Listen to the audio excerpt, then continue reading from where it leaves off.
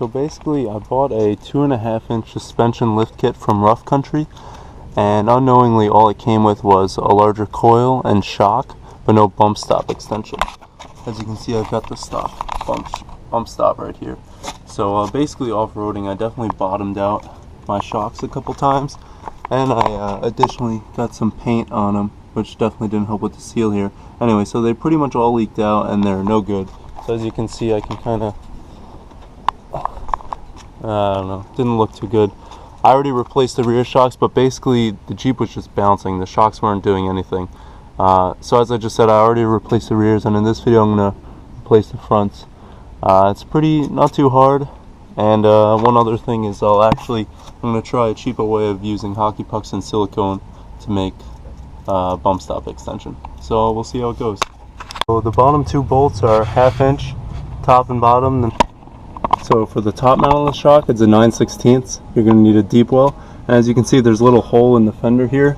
So I recommend you get a large extension. As you can see, and I've got the breaker bar. And it's going to spin unless you put a vice grips on this nut right here. And that's it.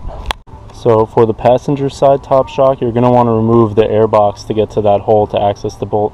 So that involves a little screwdriver here to remove this worm clamp and intake hose. Then you want to remove the CCV hose that just pulls off, undo these clips, and then there are going to be 3 8mm bolts. And I'm taking off the last one right here. And then the air box. I'll also remove the filter, but that just comes out. And now we have access to that top bolt. One other word of advice is when you're putting in the new shock, as you can see I have a new shock right here. See how it's wired to keep it like compressed? I wouldn't cut the wire until you have it in place, because otherwise it's going to expand and just be a little annoying to compress to get it in place.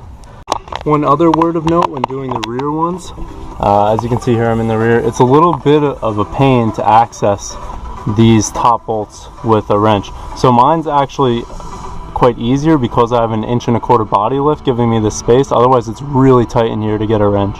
But yeah, it's doable. I did it with stock. You just got to work through it.